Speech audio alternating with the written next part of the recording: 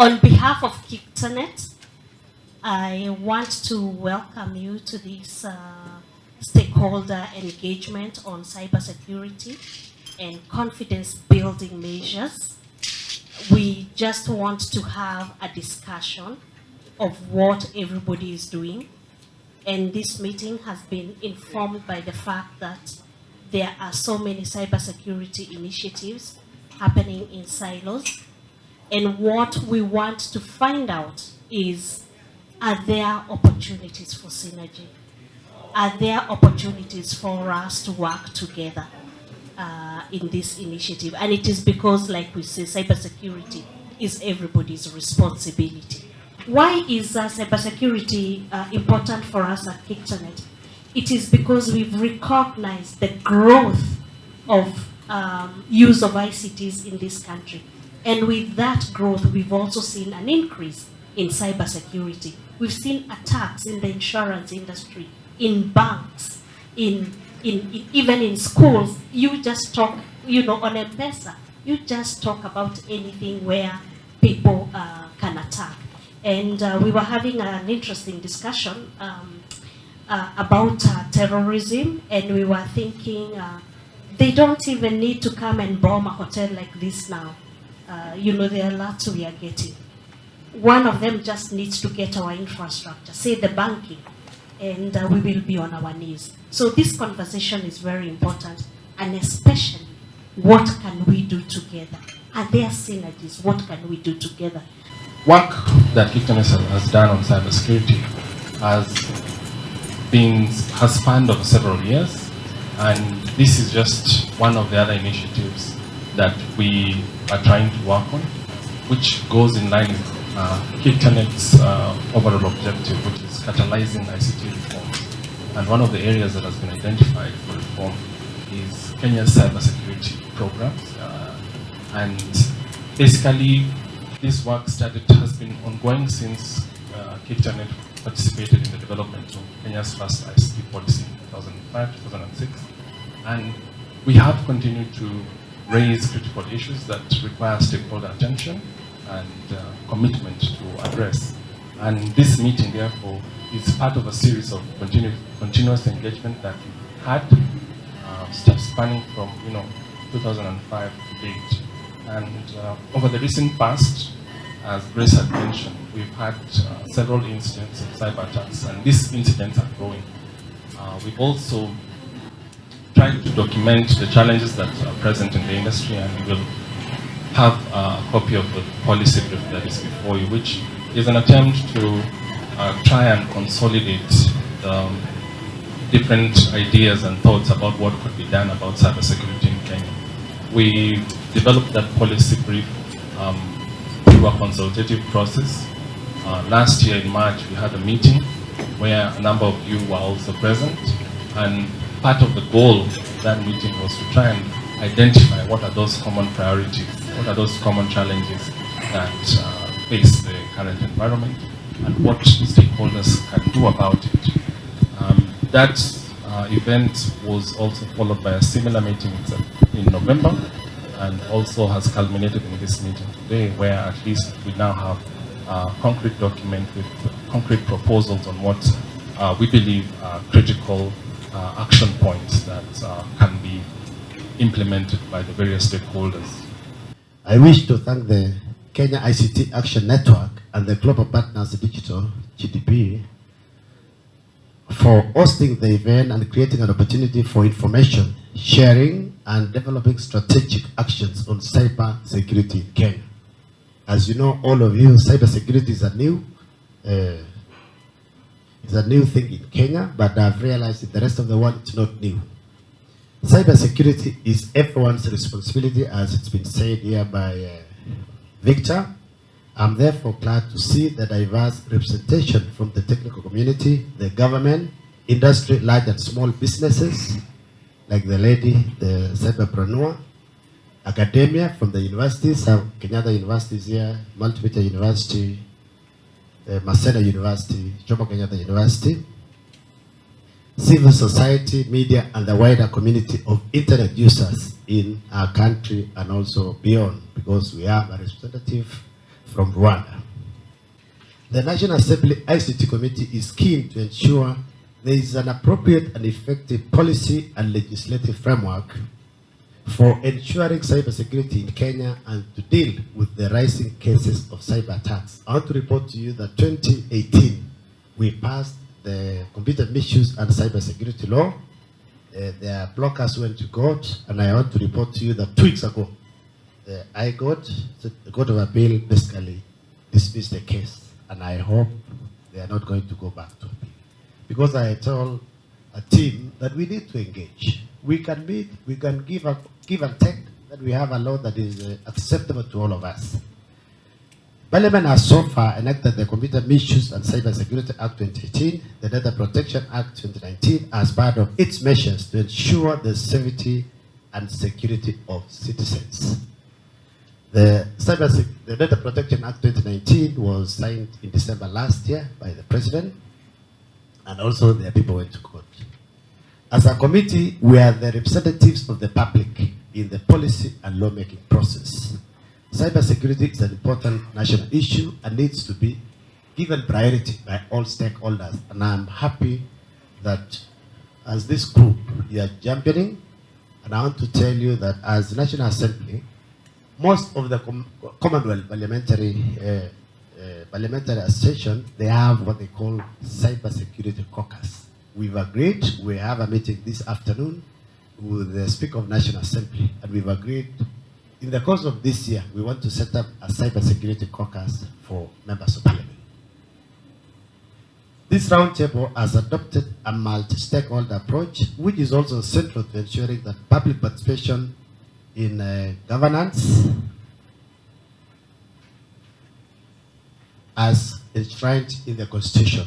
All the time we have any laws, there are bills that are coming, we put an advert for 7 days in the papers, we invite. I'm happy to report to you that Kictanet have been very active and textbook, and some of you, you've been coming to our committee all the time. I have taken note of the recommendations from the Kictanet policy brief that calls upon all the stakeholders to give priority to cybersecurity, but in appropriate policies, invest in preparation, put the people at the center of cybersecurity initiatives, promote partnership among multi-stakeholders, and ensure there is political goodwill to achieve these targets. As politicians, we shall continue to support the work of stakeholders to implement these recommendations, especially in the areas within our mandate, including providing political leadership and in policy and lawmaking process. Leadership in cybersecurity matters is critical, and we shall work with all relevant stakeholders to ensure that Kenya achieves its Vision 2030 call of being an regional ICT hub. Our committee remains open to hear and listen to the views of the public and all stakeholders, and we shall look forward to proposals from this workshop moving forward. The authority through the National KSAT, which is the Kenya Incident Response Team, it's a coordination team for emergencies, incidences that come on cyber. It's a coordinated approach. Continues to detect, prevent, and respond to various cyber threats targeted at the country on a 24/7 basis. Having commenced round-the-check operations since 2017, we shall continue to share statistics on the same every quarter. So every quarter we share statistics on how many cyber crimes were there, the nature, and you should look out for our quarter statistic reports, always uploaded on our website. The National KSAT continues to play the role of interfacing between local and international ICT service providers whose platforms are unfortunately used to perpetrate cyber crimes, and our judicial law and order sector, which investigates and prosecutes cyber crime. The authority, I think last 2 years ago, we did training for the judicial sector so that we have the lawyers and the magistrates and the police understanding the cybercrime law and anything to do with cyber and ICT, even to make email an acceptable evidence or not. It's still in question. More importantly, the authority as the ICT sector regulator is mandated to protect consumers of ICT services, including children. Children are a vulnerable group, and there have been many cases of children unknowingly getting into dangerous situations that sometimes have detrimental effects to them. Protecting children online is a global problem that requires concerted efforts of parents, guardians, governments, organizations that focus on children, among others. We plan to do a number of awareness campaigns to Kenyans on how to maintain a safer cyberspace through adoption of safer cyber hygiene methods. We have shared more than 100 cybersecurity guides and bulletins that we encourage Kenyans to share widely. The authority is keen to actively participate in the process of implementation and aligning to the ICT Policy 2019. We look forward to active participation and collaboration among the various stakeholders as we work together to make the Kenyan cyberspace safe. Thank you. It's important to realize that globally, cybersecurity is a challenge. Globally, cybersecurity is a challenge. Cybersecurity, we seem not to have a proper definition for it in its addressing when we come to this kind of environment. It is a security issue. And why is it a security issue? Because many of the cybersecurity issues that I'm going to align as we progress, they are looking into destroying, affecting operations of governments, affecting operations of critical infrastructures, affecting organizations, affecting a people of a nation, where you are. From the UN write-up, the UN appreciates cybersecurity as a challenge and gives it the responsibility of each nation state to come up with ways of managing those developing issues. So the big question is, what is a nation state called Kenya doing? And the Kenyan, yes. Oh, thank you. Yeah, so in a nutshell, the government of Kenya has come up with various initiatives. One of them being legislatives. And this is where I support what Honorable Kisanga has just said. They have been in support of speedily trying to enact laws that are guided towards addressing a number of challenges and issues that are coming up out of the connectedness and reliance of ICTs in Kenya. We appreciate that our landscape, Kenya national landscape, has borders.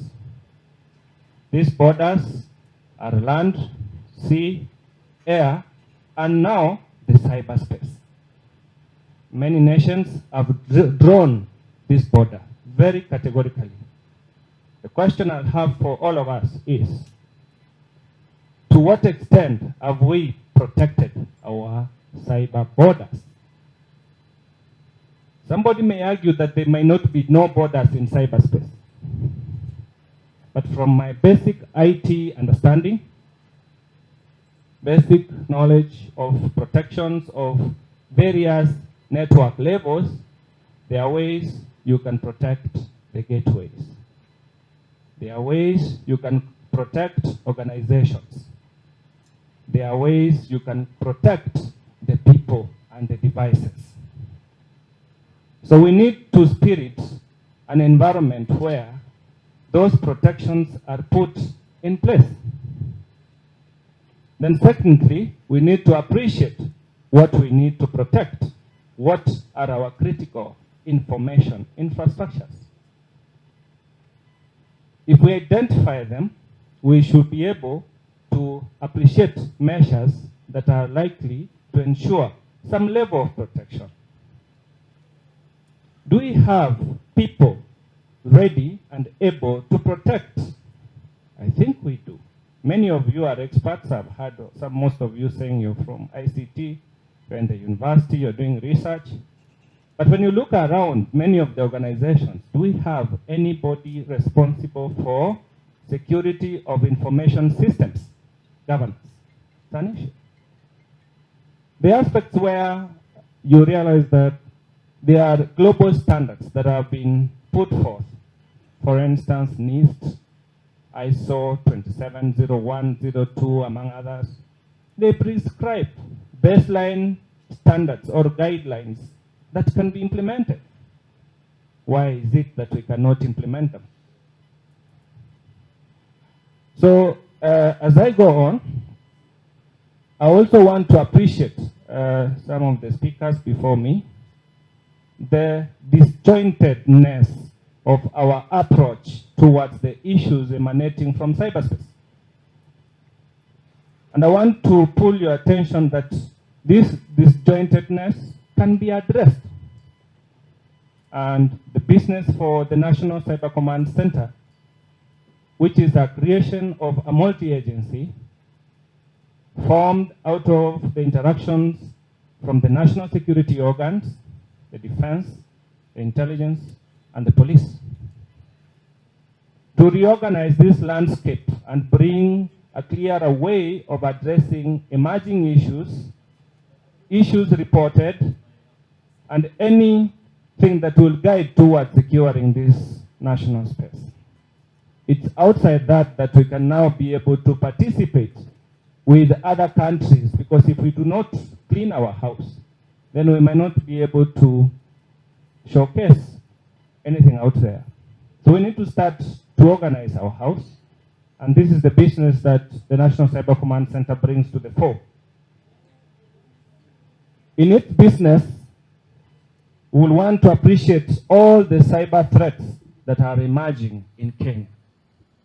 Most of these are currently not reported, or because we lack the protective mechanisms. In this case, I will simplify it to firewalls and all that is emerging within those environments. We need to know which type of information we are handling. If it's the Ministry of Health, you are handling critical confidential health information. To what extent have you classified that information for its protection in the EE environment? All the way from your personal self to the government.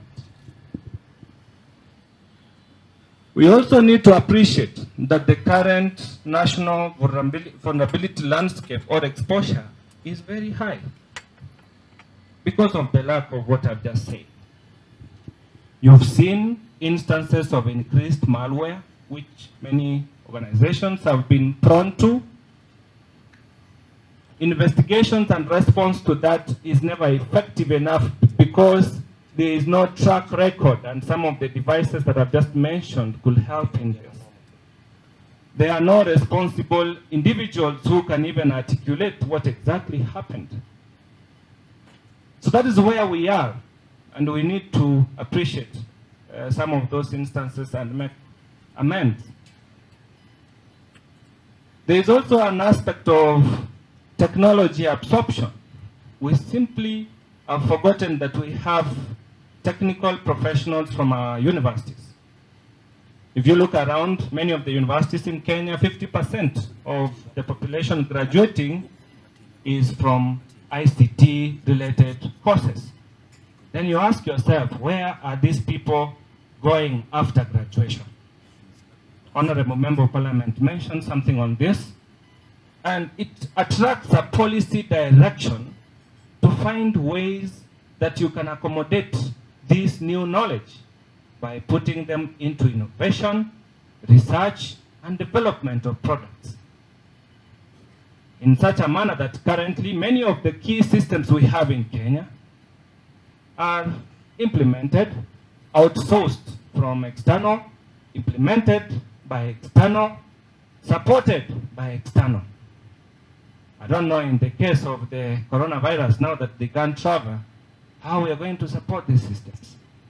While we have all these fellows here, very busy trying to look for small monies from M-Pesa and your bank accounts.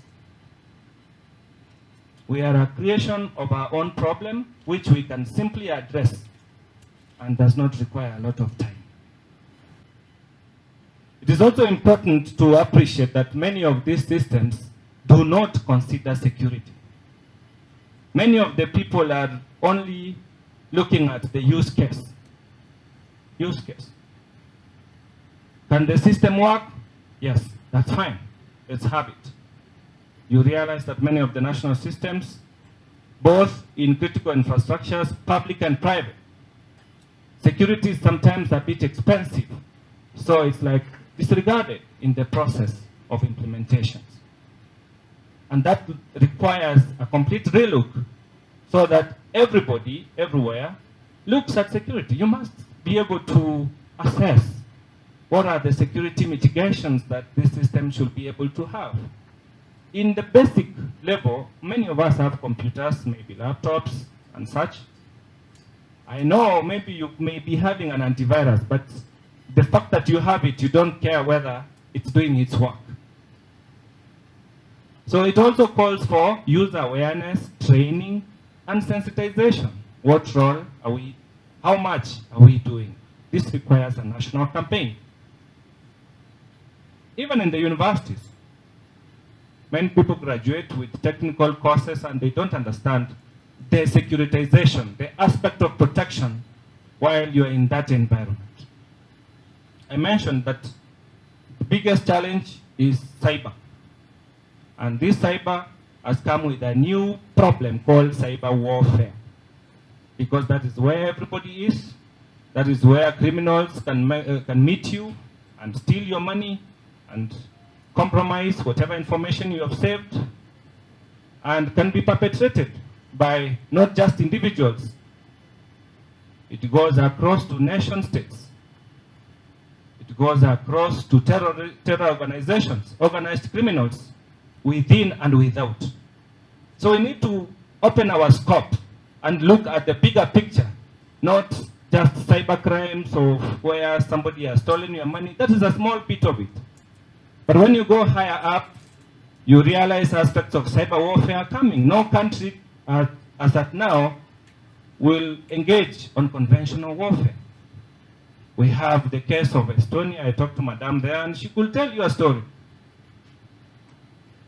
We have a case of espionage.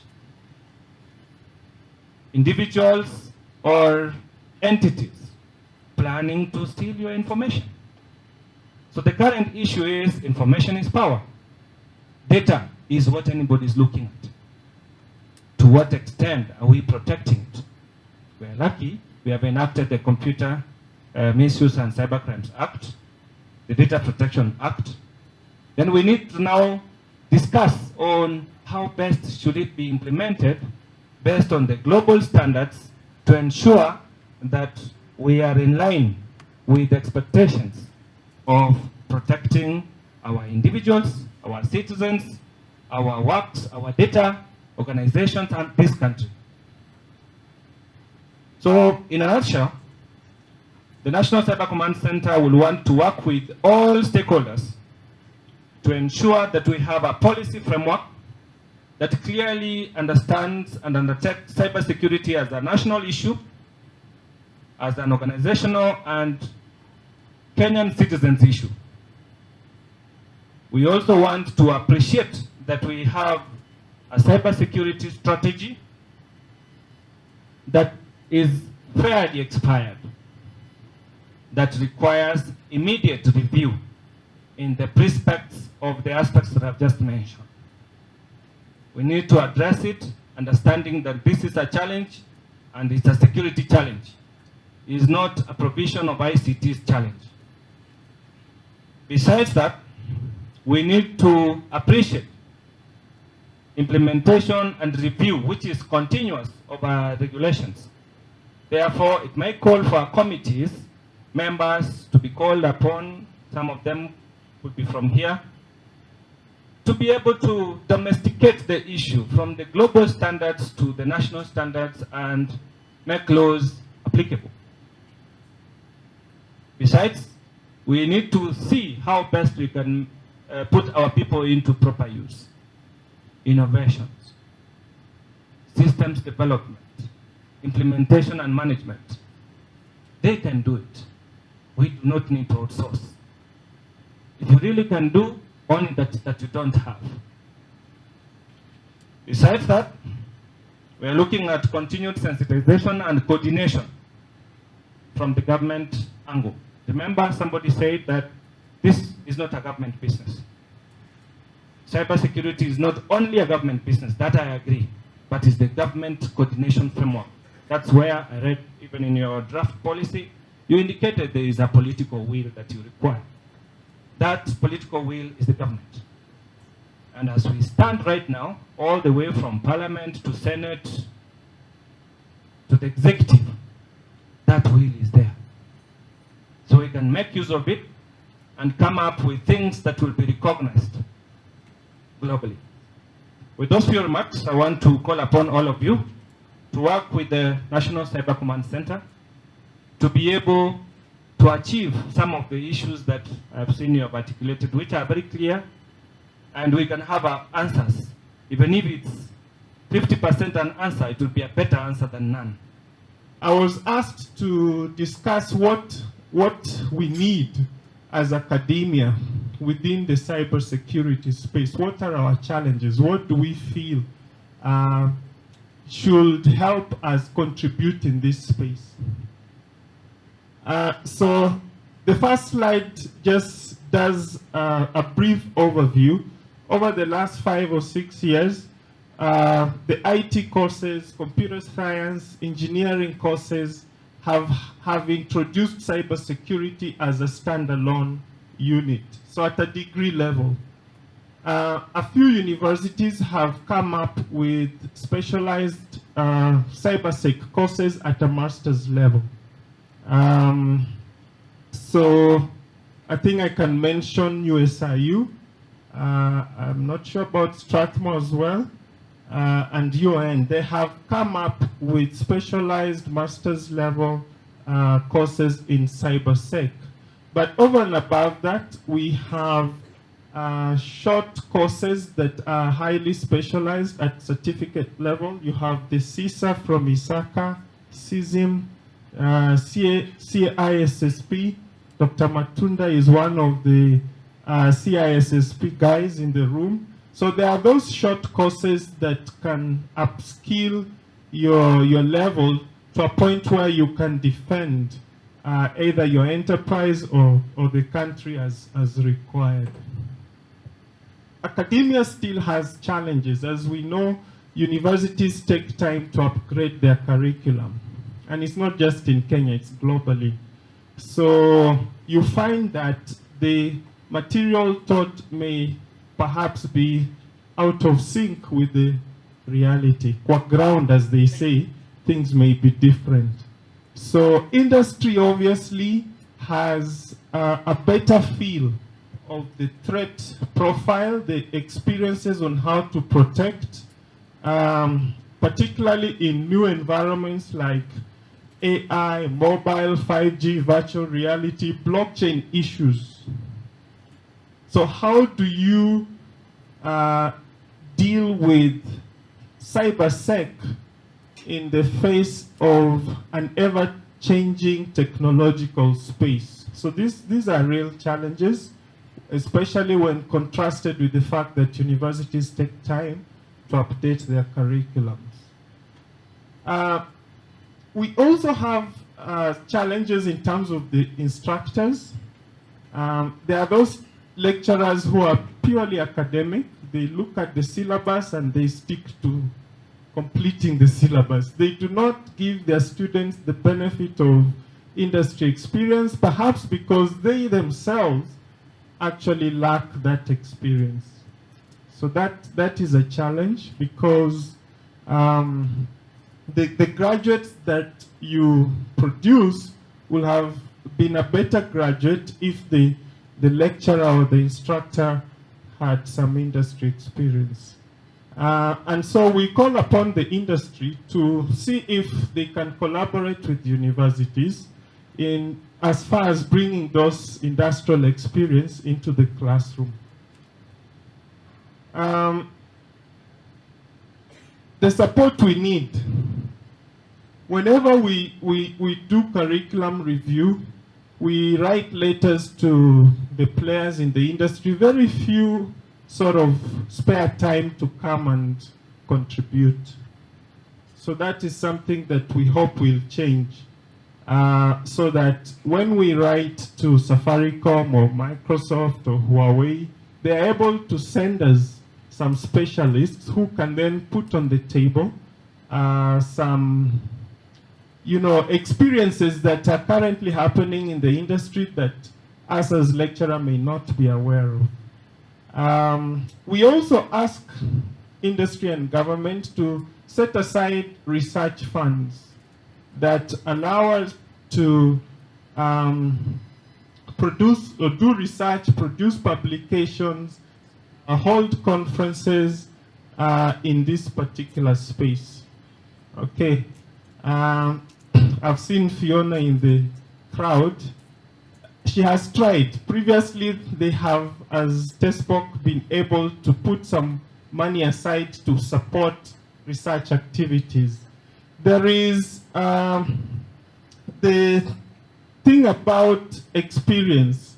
So we want that industry provides opportunity for internship, okay, to both lecturers and students, so that if you're at Safaricom, you could have opportunity for lecturers and students to come in and see cybersec from the ground perspective. Then there is the conclusion, actually, or did I leave the last bit? Industry leaders, yes, I think I'd already mentioned that. Invite thought leaders like Colonel here. If we tell you to come to MMU to talk to our final year students, please spare some 2 hours and inspire them. So in conclusion, we're saying from academia that we support the multi-stakeholder approach that puts together industry, government, and academia in as far as addressing cyber security issues. We hope that we will get more funding towards cybersec research in the industries, from the industry. TESPOC is the Technology Service Providers Association of Kenya that brings together the owners of the infrastructure that gives us a cyber environment. That means the telcos, the ISPs, and we also have some application developers who are part of the membership of TESPOC, the submarine cable providers. So all these congregate at TESPOC, and we're able to monitor networks from there. And we've been doing it from 2008. When we're looking at issues cybersecurity, what are the interests we're trying to address? We're trying to address the interests of the investors of this infrastructure, because it's largely invested in by private sector. There's also some government investment in the space, but we find the applications and systems integration is all done by private sector.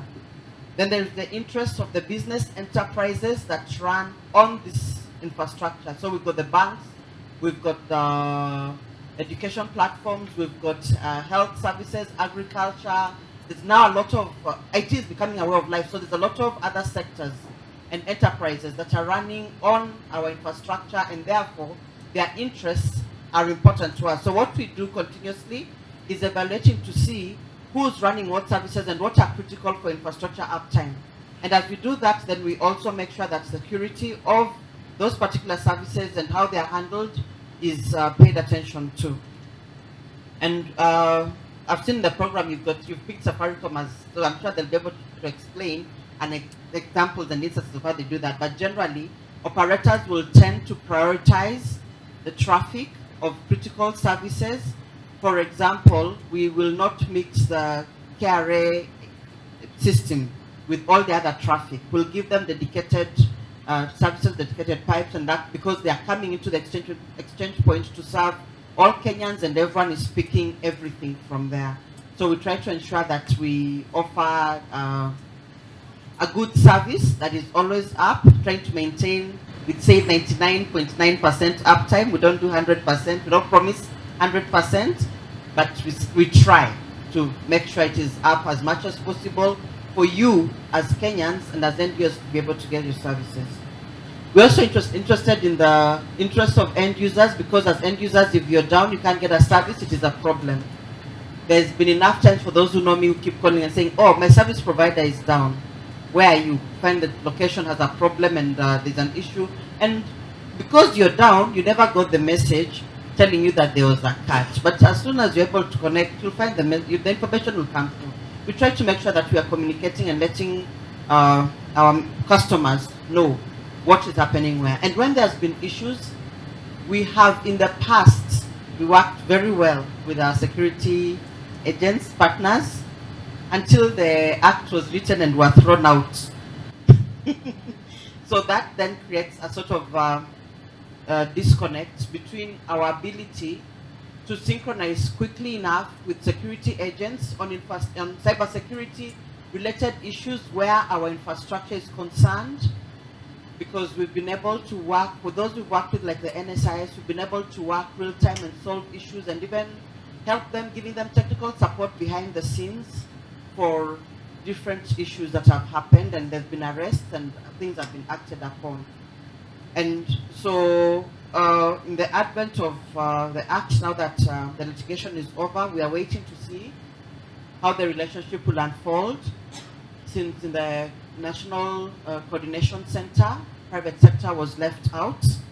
We have appealed to be represented there, especially because it is the investors' infrastructure that everyone wants to secure.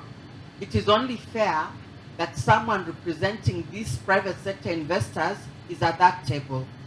Even as an unvoting member, it will make a big difference, because we'll be able to give advice that can help in making critical decisions where some of these issues are concerned. That said and done, the other challenge that we face is on the skills. It has bin talked about, it's been mentioned. TESCOC today has got its Cybersecurity Command Center sitting in Barcelona. Why are we in Barcelona? Because in Barcelona, we are able to get skills. We can clearly identify that this is the criteria of the skills. And then the payment structure is clear. We've tried to work with local consultants and experts, but their pricing is out of this world. I am a non-for-profit. I operate to ensure that the industry is able to achieve its goals. And so when I'm not able to get skills to match my budget, I will find them elsewhere. Unfortunately, the skills that are here but not affordable, and that is something that maybe those who have the skills need to consider and ask yourself, why are you then giving us the opportunity to put our centers outside? Right now, there's a discussion between TESCOC and Strathmore University to see how to put something in at Strathmore University. We're still a work in progress. Once we finalize on that, we'll be able to move our center from Barcelona. The third area that we need to pay attention to, though it has been mentioned, is the siloed approach, but the siloed approach in terms of our policies. So we are here talking about cybersecurity and how we need to be able to facilitate access and to be able to protect at the same time. And then there is the Data Protection Act that also has been passed. How do we balance and reconcile the two? Because of the style in which we develop our laws, there tends to be a habit of some laws contradicting others. So we need to go back and look at the Cybersecurity Act and look at areas where we are tasked at telcos to share information and how that should be done. Because in the data protection, the process is very clear. Will that process also apply within the Cybersecurity Act? Do we need to make an amendment? How do we go about it? So as a service provider, it's important when we have a clear way. When we know that it has to be a court order, let it be a court order for everything that agents are asking for. Then we follow that process. It's very clear, and we can let you know as the entity involved, yes, we received a court order, here it is. But when that is not clear, then it's leaving a lot of loopholes that are left to interpretation of security agents and the service providers concerned to figure out then what do we do. So we need those gaps within the law addressed. In terms of what Safaricom is doing in the cybersecurity journey, Safaricom, first of all, as an organization, currently does offer security as a service to our customers. So those are some of the initiatives we've taken on board to make sure that we are creating awareness in the market and in the region. As you know, Safaricom being large, we have 3 different, let me say, operation centers.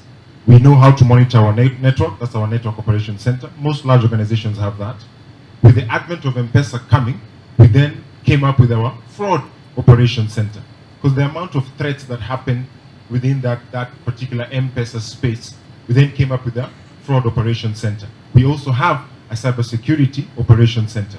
And just to give you an insight of some of the level of threats we have, Safaricom actually has, we see about 4,000 to 5,000 incidences of interest per second.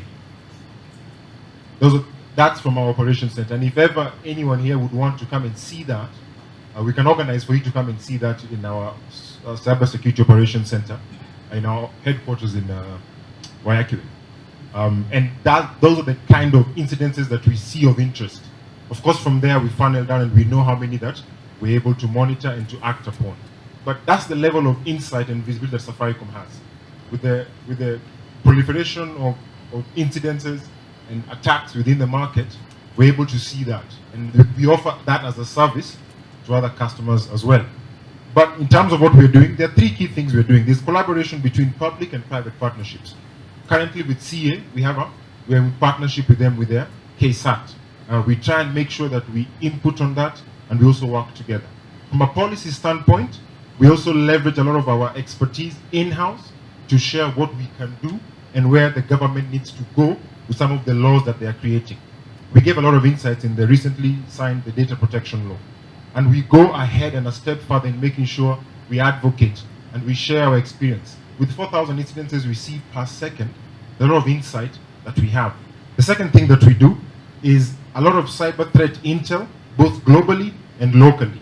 For us to see those 4,000, those 5,000, sometimes they've gone up to about 10,000 in a second, per second. We leverage a lot of intelligence from other countries in the region, first regionally and then locally. Now regionally, within East Africa, we have partnerships with different organizations that gives us that insight. At a global level, we also have partnerships. You know all these multinationals that run security awareness campaigns and they sell their security solutions. We're in partnerships with them to refine how we're able to detect threats and mitigate. Now, at a local level, we are working as well with CA to see how we can also, at present, have more insight as to the type of threats that are happening in Kenya.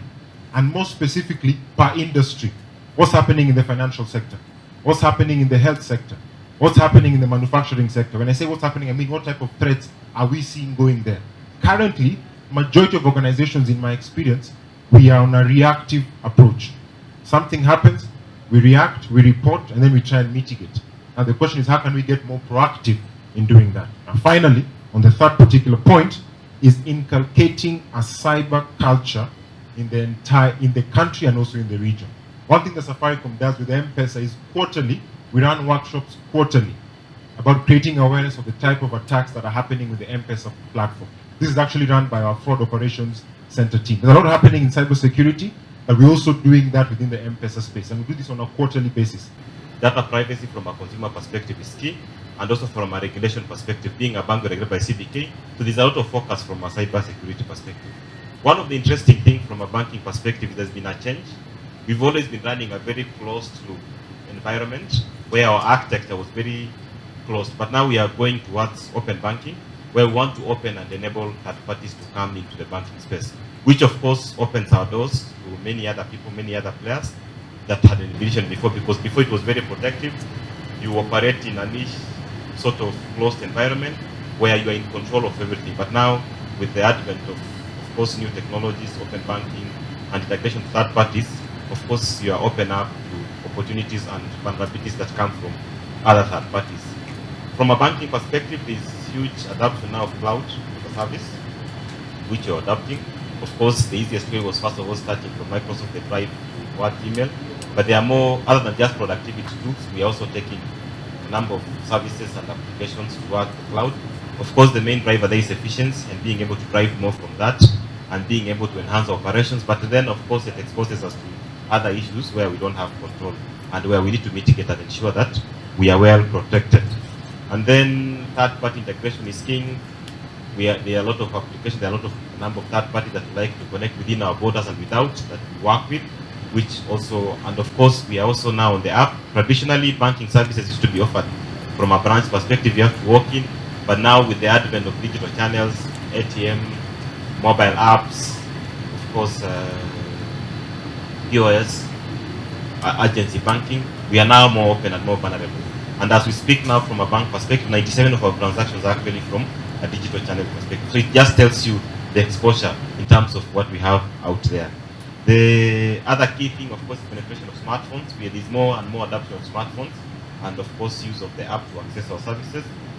And then, as I think, as my colleague from Safaricom mentioned earlier, cybersecurity attack on a daily basis, the hits are much more because we are subject of interest from that perspective because we are a financial institution.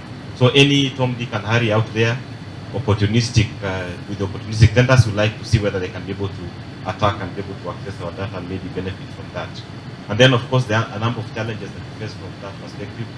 The issue of reverse engineering, social engineering, digital identities in terms of people taking over. From a KYC and AML perspective, just being tight around that space.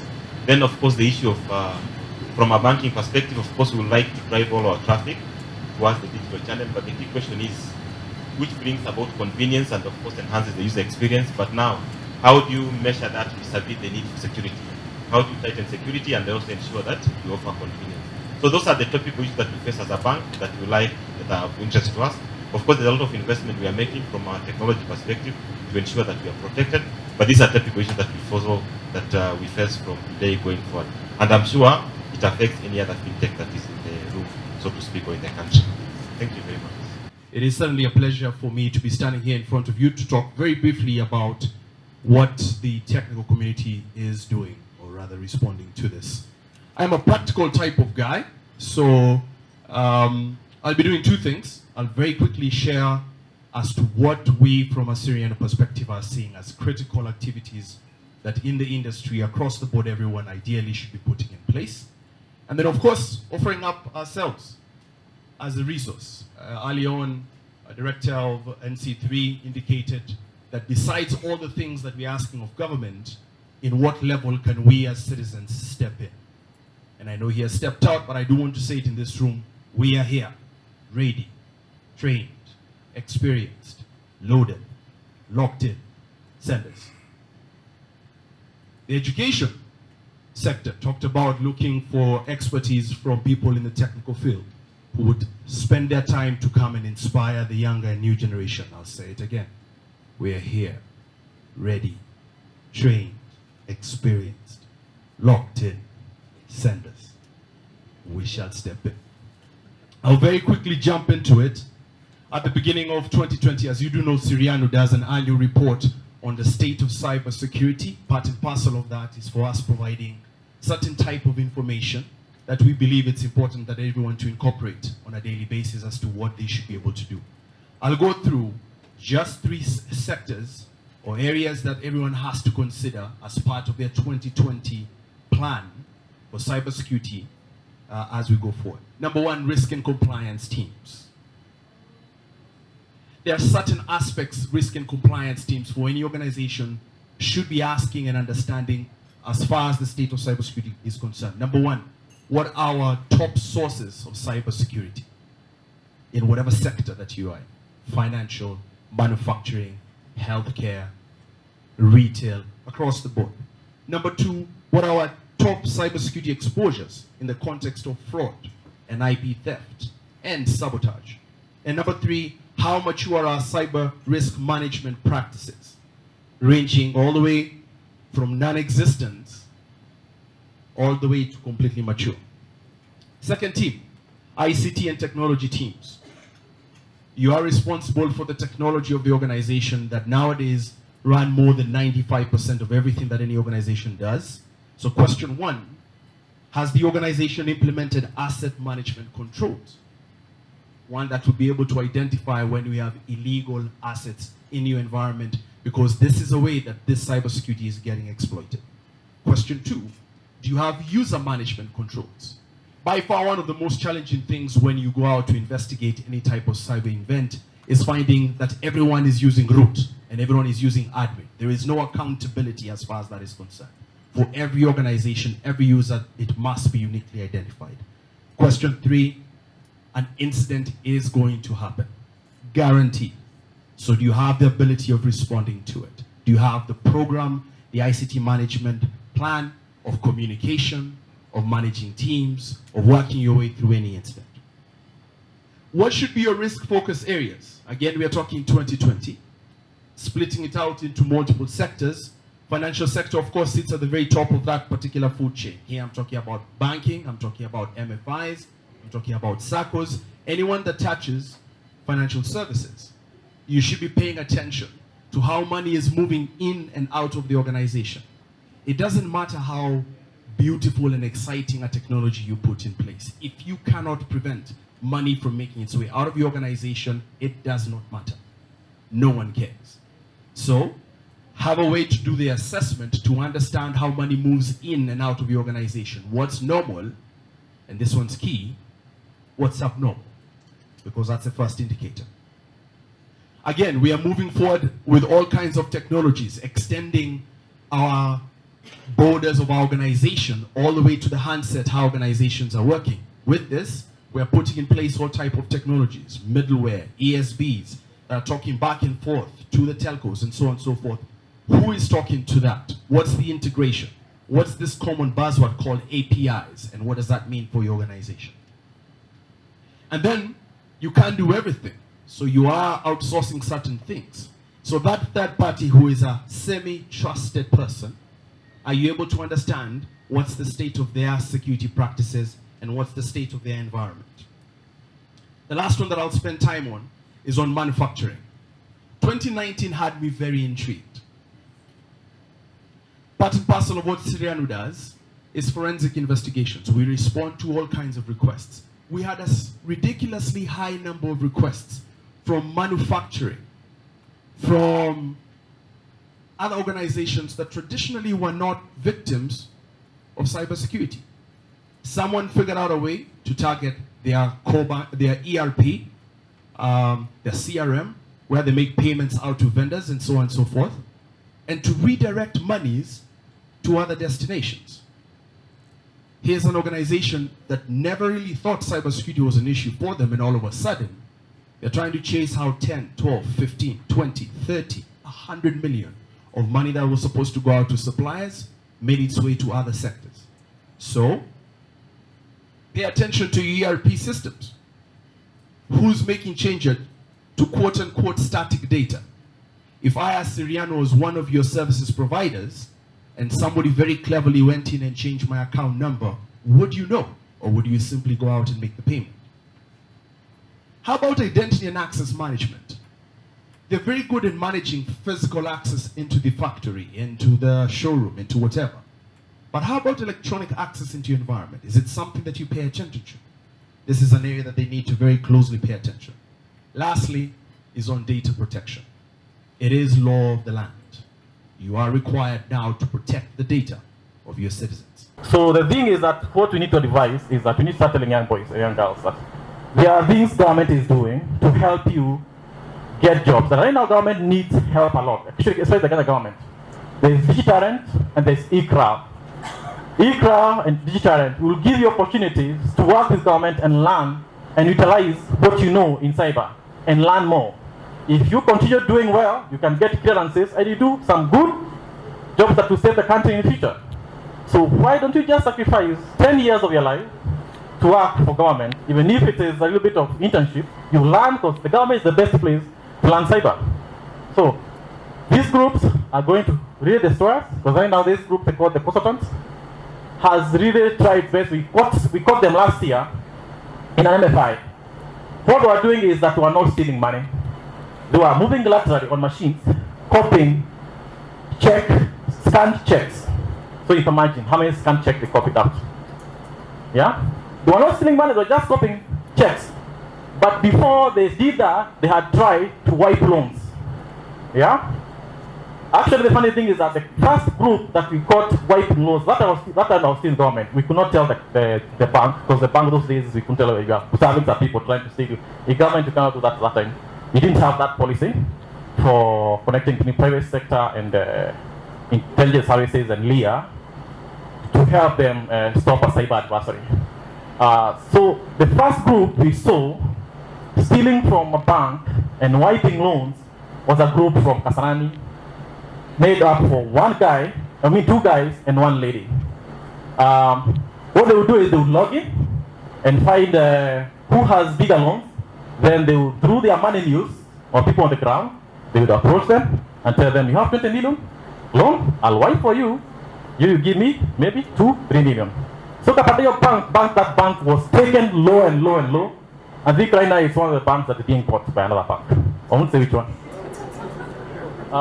Before they started doing that, they used to steal from supermarkets. So what they would do is break into a supermarket. They would they would go through their supervisors' machines and get into a place where they get receipts for TVs, and they would make receipts, and then money mules go and correct those TVs and pretend they are paid. So the supermarket was just going down. That was 2012, 2011, and they were using open source softwares like Quassarat.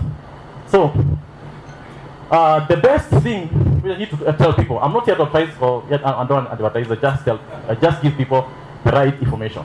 Because this information is very important for us. We need to start fighting back. You cannot walk on the street, someone grabs your bag and you don't go after him. He will go and grab you again when he sees you again in that bag. So we need to start fighting back. When you find a keylogger, analyze it. Figure out where is it transporting the keylog for. Like now, in that company in Australia, if they did the analysis properly, they would find the email and the FTP server that was being used to collect those keyloggers in that organization. And that email that was connected to that FTP server is the email of the head of Silent Card and his Facebook account. I don't know why they never followed up on that.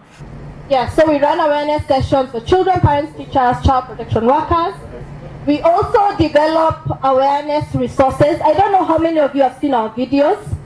So we develop awareness material with children. So they do the acting, they do the developing of the skits and the content. We are a hub of safety information. On our website, you'll get a lot of information on child online safety. So parents' resources, children's resources that you can use for free. We'll also get resources from our partners. So we work with also Facebook, where we've developed content also with them, and you'll be able to download their content from our website. We convene online safety and ICT child protection forums. That is the Global Safer Internet Day, which is in February.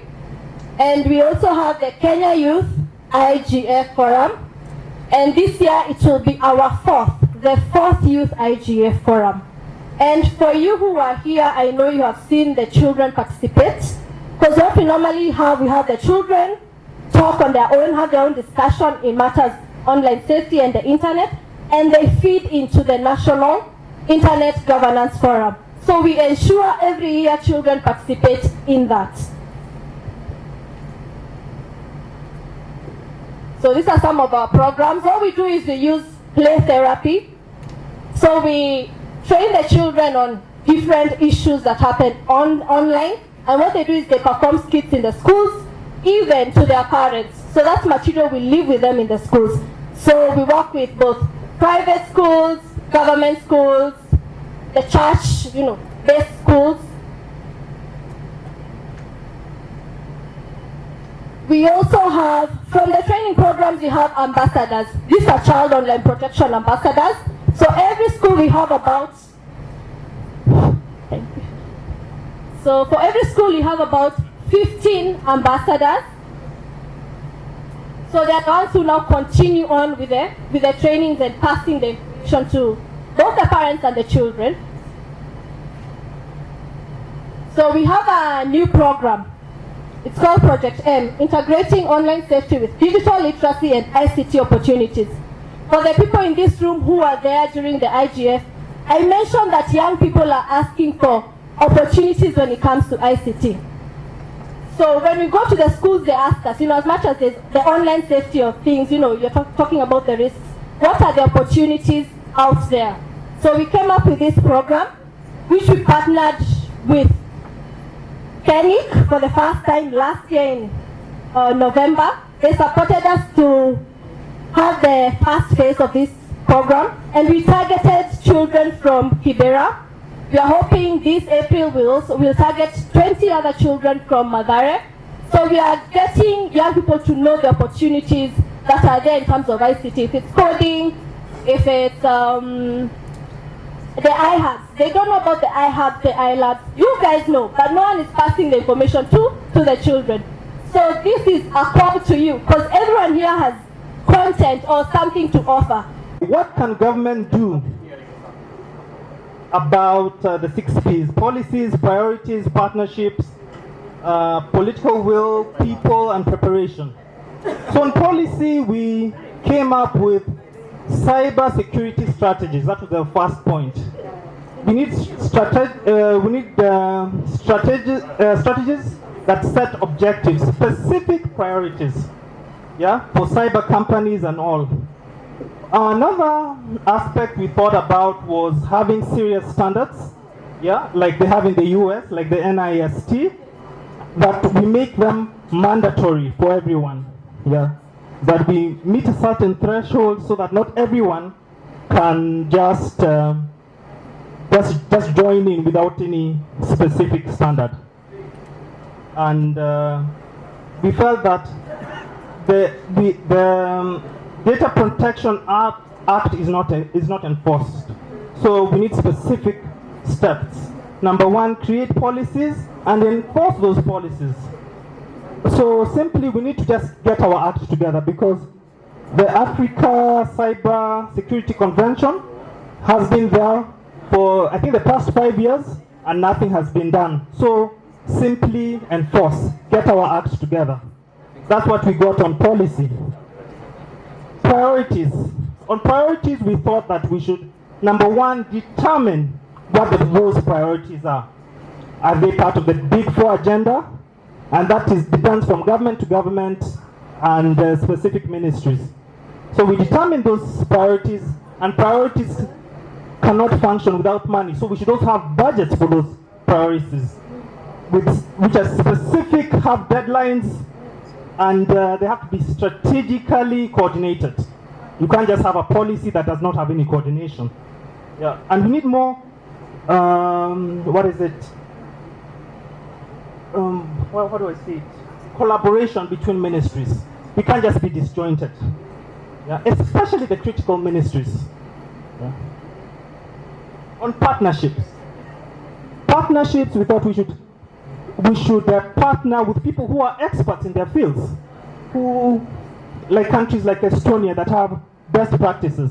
Why don't we benchmark against such people and have national alliance on different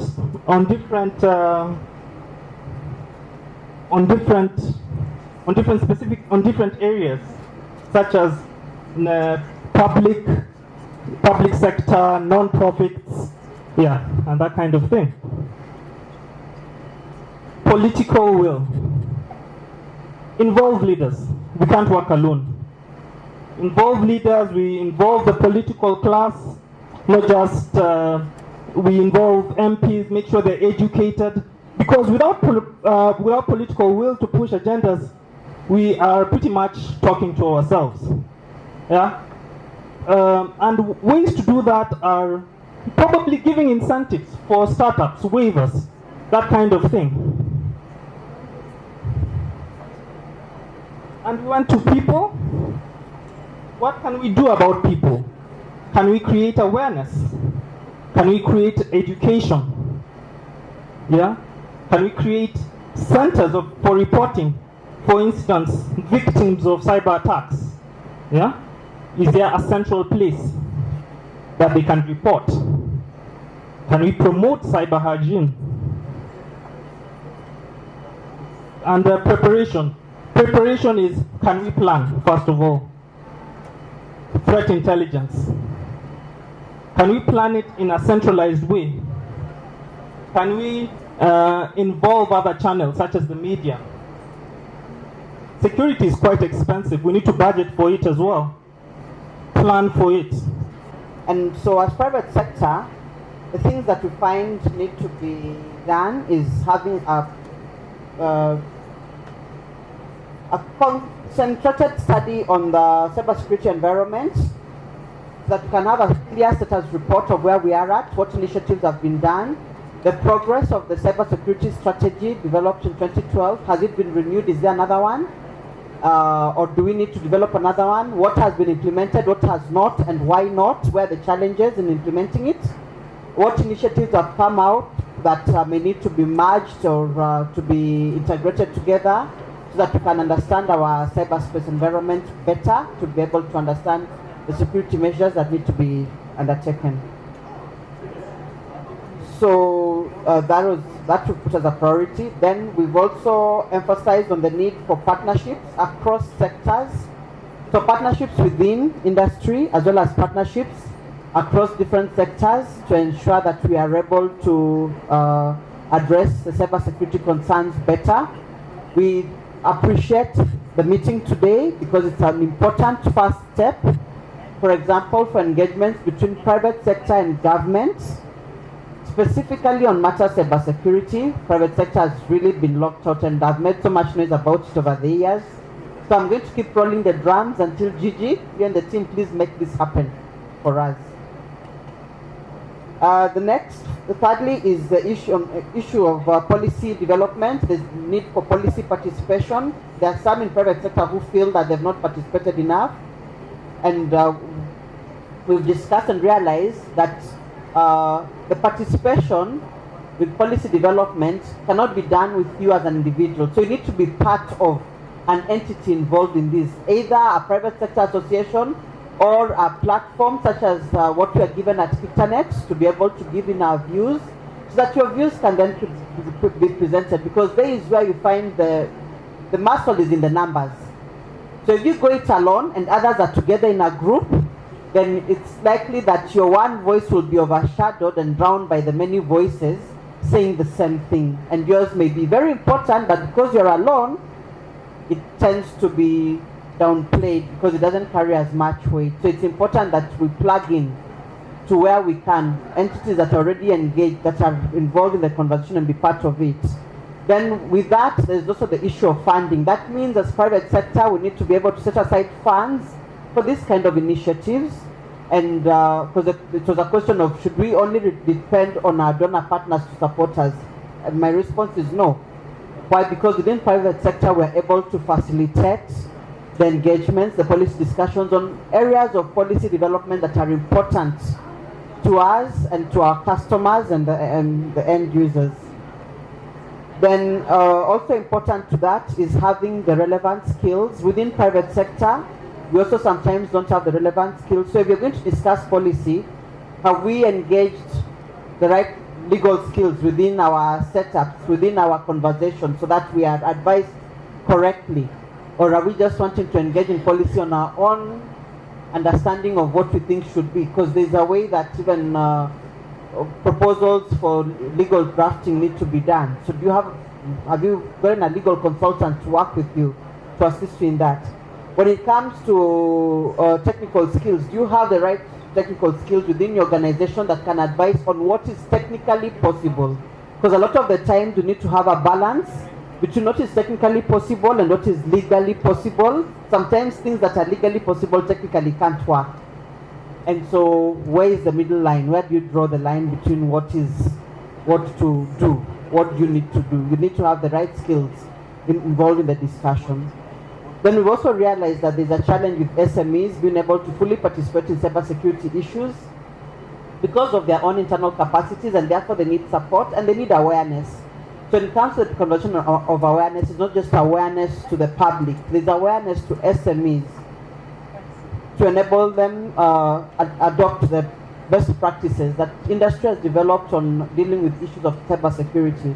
There are things that we take for granted. We say, oh, it's granted that when a policy requires that there will be a central place for reporting on certain issues, it means within organizations you'll have a department that addresses those issues so that you are legally aligned and are able to report. And we're realizing that is not guaranteed. It doesn't always happen. So we need to create more awareness, even on existing laws, to make sure that people understand how they plug in and what they need to do. When you work with telcos, normally that tends to be easy because you're reporting to the regulator, and therefore you have to have someone who handles that. When you're an ICT firm that doesn't have to report to the regulator, how do you then plug in? How do you work? So awareness on that is important, and that covers our issues. I get the pleasure of presenting on behalf of civil society, although I could have been on the tech side. So on policy, the team felt that civil society can engage in policy advocacy to ensure that the policies are pro-people, and that they follow the right legal framework. That is, I think lately the government has been throwing policies and laws at us, either to gag us or to herd us into some space without so much consultation. So the representative of the governments that are here, we feel like you need to consult more, and civil society can help facilitate that. So also push for a legal regime that protects citizens and their rights, and especially based on the presentation that we had earlier, kids. Then ensure that policies are enabling and not censoring. Again, I think we need to keep emphasizing this. There's a tendency across the world to pass punitive laws, cybersecurity laws, cyber laws that government are scared of proactive citizens. So we need to, the civil society can play a role in ensuring that at least the space that citizens enjoy of freedom is protected. Then civil society can organize stakeholder forums to contribute to policy. I think there's a feeling that a lot of the policies around cybersecurity, around ICT that are being passed do not go through adequate public participation. Then civil society can also play a role in capacity building citizens to be able to engage on the issue of cybersecurity. And then priorities is to dissect the legal regime and ensure that Kenyans can engage with the issues from an informed point of view. Again, ensure public participation when laws and laws are being formulated. Ensure that also within the civil society sector there's understanding of what cybersecurity entails. There's a lot of ignorance in the civil society around cybersecurity, so there's need to rectify that. And then on partnerships,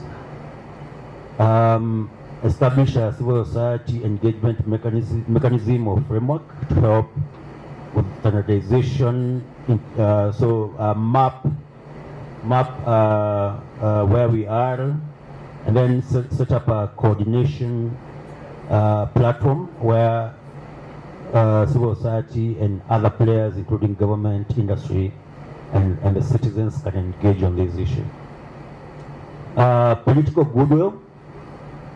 Try and establish a good working relationship with, especially with government. Right now, civil society only engages in government when there's tear gas flying. So try and maybe occupy such spaces as we are in. And then also try capacity build civil society to be able to engage on using evidence-based advocacy. So research, partnerships again with the different players within the industry, so that we can build meaningful partnerships with the government and the industry. And then on people, engage in campaigns to sensitize the people on these issues of cybersecurity. We are talking about building bridges right now, so civil society can help build bridges through advocacy around the issue of cybersecurity. Then work to build, to capacity build the next generation of civil society players, actors. And this is in recognition that there are quite a lot of players within civil society who are beyond help. They rather deal with their notebooks than any IT gadget or ICT gadget for that matter. So let's work to build the next generation of civil society players to be able to engage with civil society, knowing that this is an issue that faces the entire population.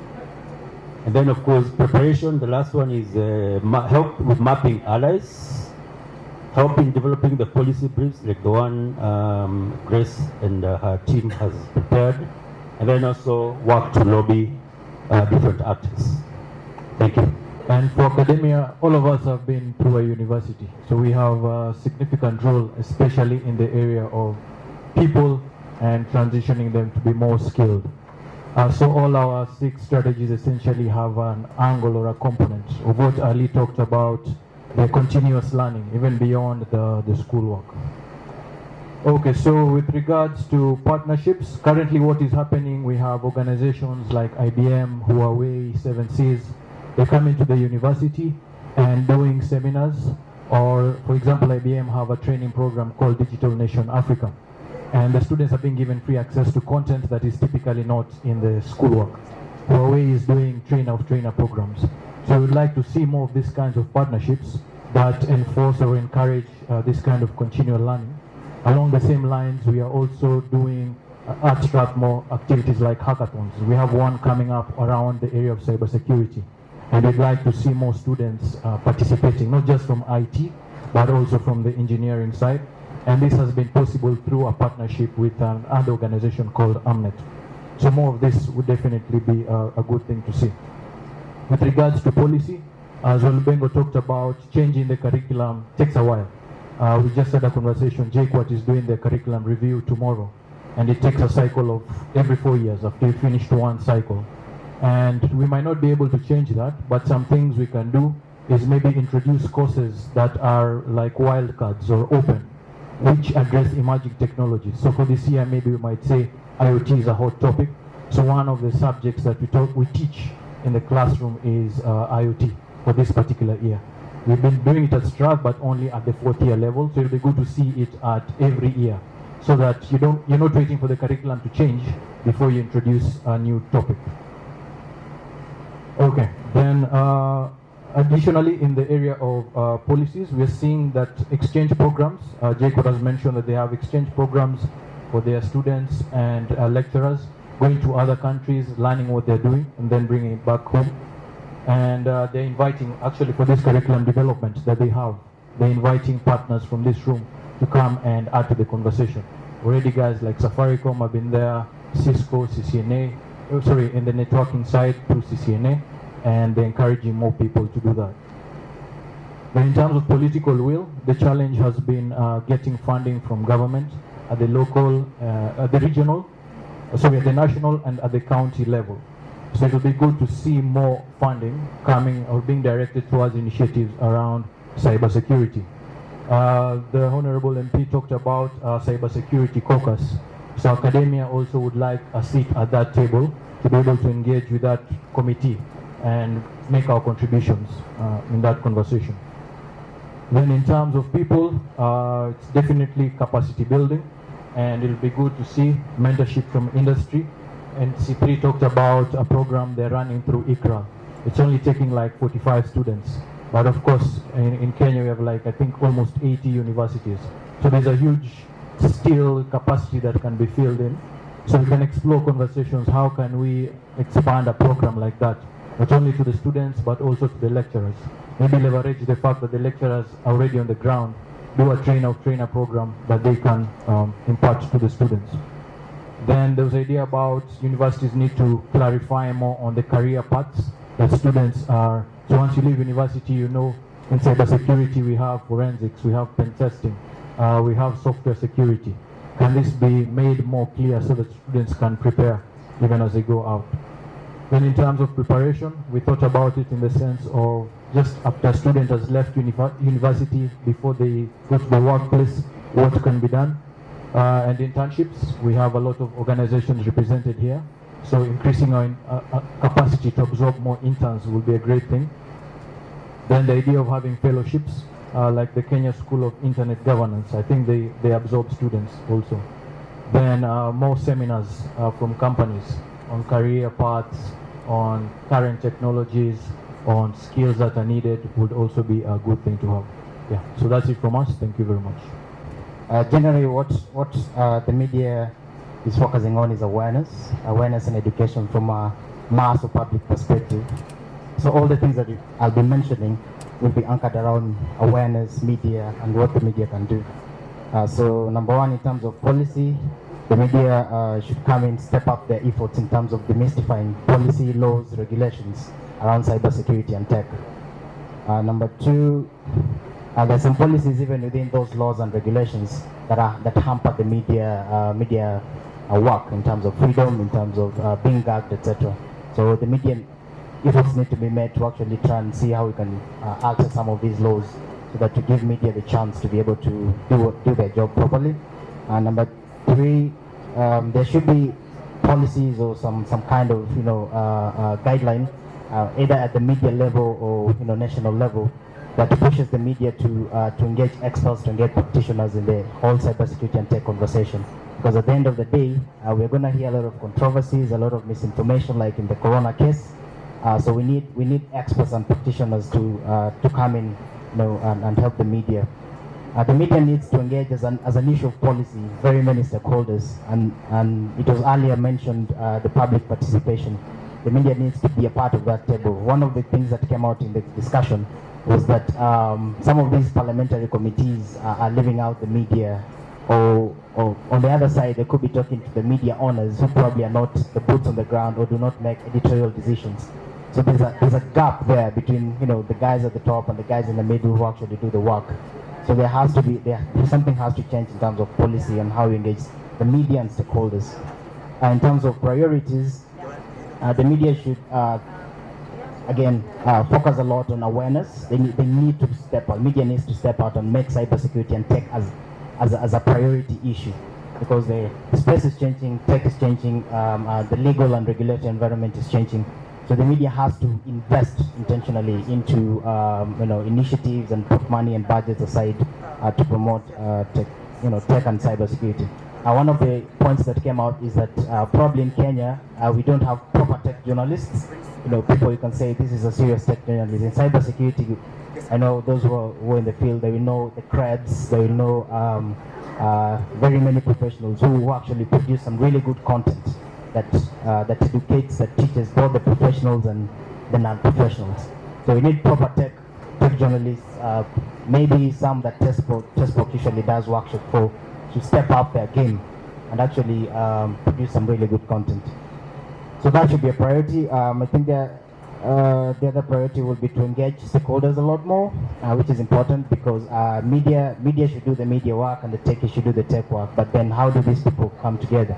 So media needs to engage government, needs to engage the tech, needs to engage the civil society, academia, and others. So that's important. And number three, in terms of partnership, again, it comes to stakeholder, collaboration. First, within the media space, you have all these media sort of caucuses or groups. They need to work together. Whether it's the guild, it is the association of women in media, or etc., etc. As a strategic issue, as a strategic action, they need to come together and talk cybersecurity and talk tech, and see what they can do for the community. Also, in terms of partnership, of course, you have the external stakeholders, all the different groups in this meeting right now. Partnerships can be also with the larger private sector and the industry, which is very important, because at the end of the day, media is a platform to relay information and do a lot of education and awareness. I think that's the major role of media. So we need partnership with the guys who actually do the job, the techies, the cyber pros, etc. Number four, political will. Media should push politicians to rally around laws. You remember the cyber law, how long it took, probably 3, 4, 5 years before we actually got a law. And then the law itself was also contentious, again. Look at the data privacy law, how long has it been taken through the legal system, the legal processes. So the media needs to hold the politicians accountable and push them to process some of these processes. The other aspect, political will, of course, there's the money part. The government or the politicians need to be able to be willing to invest within the industry, and of course also support the media work when it comes to information sharing, because media produce content. This content can be good for everyone. For those who know Krebs, this guy is a US sort of tech journalist or cyber journalist. he does a lot of good content when it comes to cyber threats and attacks. So when a threat happens here, within an hour, he releases the information out to the public. That's a guy who's helping the industry, that's a guy who's helping the government, that's a guy who's helping everyone else. Because he's able to give headline or breaking news when it comes to cyber-related issues. We need, guys like those. The other aspect, political will, could be, yes, the media should be able to come in as a sane, objective actor when it comes to separating the politics and the substance, all right? Look, for example, the data privacy law, there are those contentious issues, and there are those issues that are actually, okay, how do you put a line between these two things? How do you put a line between the politics of this law, a law that serves the government more, and it hurts the citizens or it hurts the industry? So the media needs to come in and give clarity, be that objective voice when it comes to separating the noise and the substance. Number 5, in terms of people, the media needs to invest in their people. Like I said, we need proper tech journalists, and that needs training. Tessport is doing workshop for the journalists. That's great. But there could be the other aspect where we actually have techies going to the newsrooms instead of newsroom coming to the techies. What if we take the professionals to the newsrooms so that we actually give accurate information when it comes to whether law, whether practice, whether technical, all right? So that we don't have journalists in their misunderstanding or not understanding, they actually mess things up. So they need first to train their people in terms of awareness and knowing the general stuff, and then most importantly, I think we need specialists in the newsrooms, in the media houses. Do you agree with us that cybersecurity is important and requires multi-sectoral approaches, and we are all concerned? So cybersecurity is everybody's concern. So I want to thank you, but remind you of the 6 P's that we have, in terms of policies, and you will see in our policy brief, in the recommendations. In terms of policies, please contribute to these policies. Whenever there is a piece of legislation that has been produced, make time, go through it. Don't just let it be passed, and then later you will realize, Allah, kumbe, this thing affected me. Do we need to go to court, or what do we need to do? In terms of priorities, let us also contribute. Like Honorable Kisang said this morning, let's contribute to what are cybersecurity priorities. Let's identify them. Let's define them in our own language. Partnerships, very important. Where are the synergies? You can't work alone. So be it the Cybersecurity Command Center, be it KENIC, be it the regulator, be it Kictanet, we all need to work together. And it is because we all bring different issues into the table, and this make this country safe. So if one side is not heard, and you have the techies going alone, or you have the government going alone, somewhere there's going to be a clash, and so there's need for us to actually be together. Political will, I think the journalists said it very well, the journalist group. We must push those concerned to actually listen to us, to come up with pro-people policies, to balance human rights with freedom of expression, to ensure there's that public interest in the laws that we are coming up with. So please, let's come together. Let's push the authorities. If it is CA, the regulator, push the regulator. Cybersecurity Command Center, we are going to be pushing you. We are going to be pushing you. If it's the ministry, we are going to be pushing you. So, like Fiona said, there's actually strength in, the muscle come from the numbers. So, and like they say, there's strength in numbers. So let's all actually contribute. When we went to contribute, I think public participation during last year, December, where they were looking into social media, wanting to regulate social media, we were very surprised that there were about just 4 of us. I think it was the regulator, it was us, the KUJ, through BIC. I think there were only 4. And we wondered, social media, everyone is consuming social media, and you're not bringing your voice here, then you'll be regulated and you'll realize you'll be like Uganda, you can't do it. So please come and make, even if it's just to make noise, just come and say, no, we don't agree. But sometimes I don't have a reason, but I feel it is not right. During the electoral, when we were looking into the technology, the electoral laws, I remember there is a lady there who came and said, Chapokati, Kariakiti, Chako Pandei, Angira Pandei. That was, she made noise and people realized what her point was. She had come all the way. So please participate.